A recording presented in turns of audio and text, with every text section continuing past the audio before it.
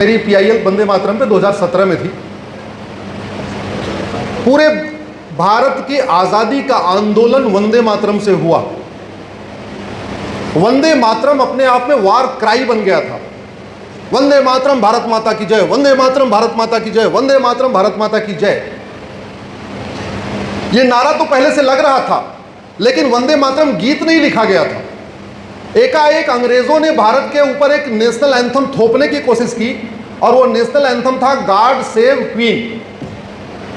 जैसे ही अंग्रेजों ने गॉड सेव क्वीन लिखा और इंपोज किया, नोटिफिकेशन इशू किया कि अब भारत का नेशनल एंथम, भारत मतलब पाकिस्तान, बांग्लादेश, भारत तीनों मिला के, अब यहां का national anthem God save queen होगा। बंकिम चंद्र चटर्जी जी ने 24 घंटे के अंदर वंदे मातरम लिख दिया। वंदे मातरम के नाम से नाटक लिखे गए, वंदे मातरम के नाम से गजलें लिखी गई, वंदे मातरम के नाम से अखबार शुरू हुआ, वंदे मातरम के नाम से बहुत सारे और भी चीजें शुरू हुई। साड़ियों पे वंदे मातरम, कुर्ते के ऊपर वंदे मातरम, टोपी के ऊपर वंदे मातरम। लाहौर से एक अखबार निकलता था, उस अखबार का नाम वंदे मातरम। और कांग्रेस का राष्ट्रीय जो अधिवेशन होता था, उसमें वंदे मातरम गाया जाता था। हर साल राष्ट्रीय अधिवेशन होता था। कांग्रेस का मतलब कांग्रेस पार्टी नहीं, कांग्रेस का मतलब जो स्वतंत्रता चाहती थी देश का, वो कांग्रेस, जिसको गांधी जी कहते थे खत्म कर दो। उसके राष्ट्रीय अधिवेशन में वंदे मातरम गाया जाता था। 1923 तक वंदे मातरम गाया गया, और पूरा का पूरा वंदे मातरम गाया गया, जो अब शुरू किया गया। माननीय प्रधानमंत्री जी को मैं उसके लिए विशेष धन्यवाद देता हूं। 1923 में इसमें ऑब्जेक्शन हुआ और उसका वंदे मातरम का खतना कर दिया गया, शॉर्ट कर दिया गया। लेकिन जब 1947 में संविधान बनना शुरू हुआ, तो फिर यह बात आई कि भारत का नेशनल एंथम क्या होगा। बहुमत यह कह रहा था कि भारत का नेशनल एंथम तो वंदे मातरम होना चाहिए, क्योंकि पूरे के पूरे आजादी का आंदोलन वंदे मातरम से हुआ। जनगण मन के रचयिता गुरु रविन्द्रनाथ टैगोर जी ने कांग्रेस के राष्ट्रीय अधिवेशन में 2 बार वंदे मातरम गाया था। तो इवन गुरु रविन्द्रनाथ टैगोर जी भी कह रहे थे कि भारत का नेशनल एंथम वंदे मातरम होना चाहिए। लेकिन कुछ लोगों को सेकुलरिज्म का कीड़ा काटा, कुछ लोगों को अपने आप को सेकुलर कहलाने की जो ललक थी, उसको आगे बढ़ी, और उन्होंने बोला कि नहीं, एक काम करते हैं, जनगण मन होना चाहिए। संविधान सभा में विद्रोह हो गया। संविधान सभा में कहा गया, एक काम करो, वोटिंग करा लो। अब इसमें बहुमत के आधार पर निर्णय होगा कि भारत का नेशनल एंथम क्या होगा। बात बिगड़ती हुई देख के सेकुलर गैंग ने बोला कि नहीं, वोटिंग नहीं कराते, बीच का रास्ता निकालते।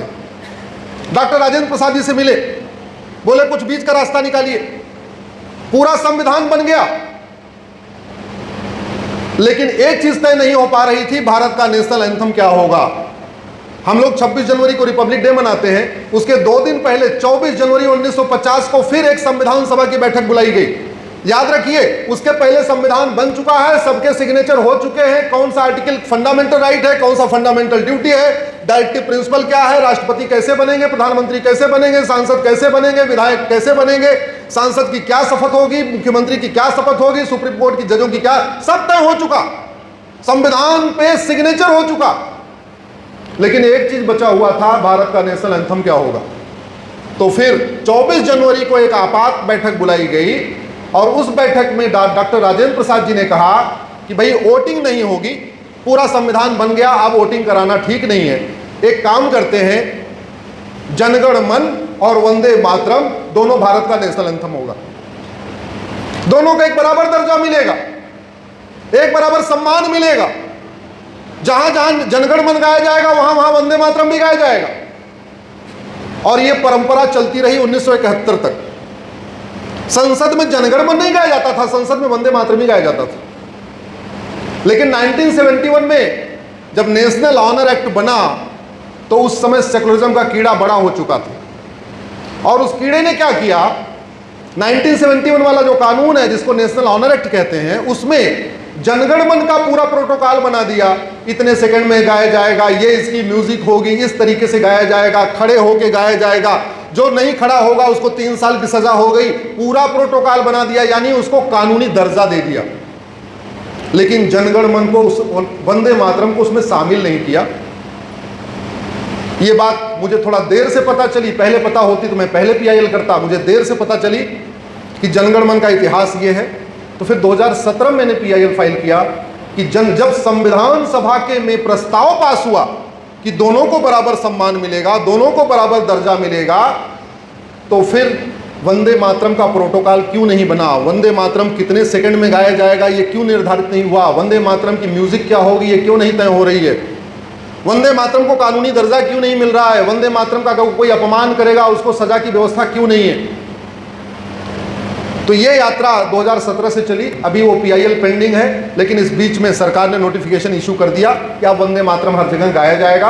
अभी कानूनी दर्जा नहीं मिला है कि अगर जो अपमान करेगा 3 साल की सजा होगी, मुझे लगता है 1-2 साल में वो भी व्यवस्था हो जाएगी कि जो अगर खड़ा नहीं होगा, जो उल्टी सीधी बात करेगा उसको जेल भेजा जाएगा। ये व्यवस्था भी हो जानी चाहिए, ऐसा मैं आशा करता हूँ।